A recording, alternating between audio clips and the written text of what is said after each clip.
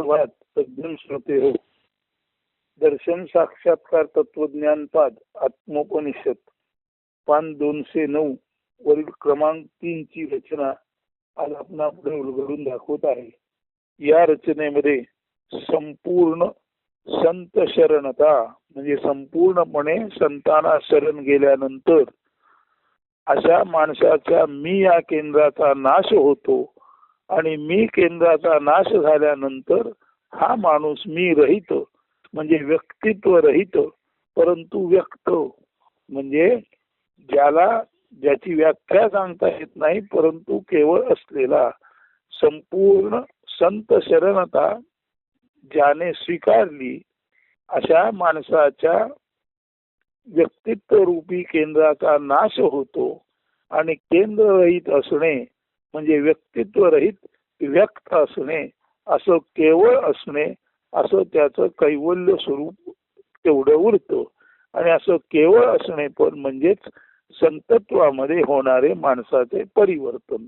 अशा अर्थी या पद्य रचनेकडे पहा. शीर्षक आहे सारे संत कृपे संता पायी राही. संत मज साठी माय बाप तात कैवल्याची देती अविरत साथ. संतांचे संतान मागते भातुके संत कृपा प्रसाद देती कवतुके.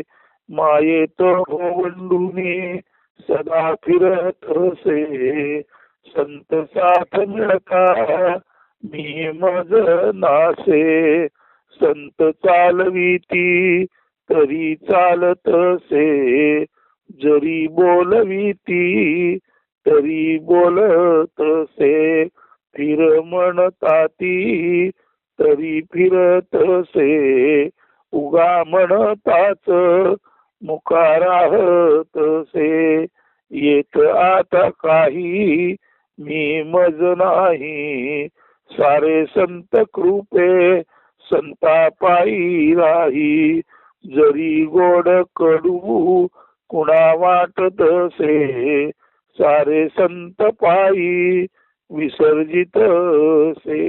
तर हा संत शरण नारायण म्हणून से आता मी माझं असं काहीच नाही. संत जसा आदेश देतील तसा मी कार्याला प्रवृत्त होतो आणि अन्यथा संत जर काही आज्ञा देणार नाहीत तर मी केवळ असलेपणे केंद्ररहित कैवल्यात उरतो. अशाच अर्थी या पद्याचं नाव आहे सारे संत कृपे संता पायी राही. आपण स्वचिंतनात याचा शोध आणि बोध जरूर घ्यावा. आपणाला यातून निश्चितच काही मार्गदर्शक म्हणा किंवा पथदर्शक उलगडा होऊ शकतो. धन्यवाद. सुदिन सुप्रभात.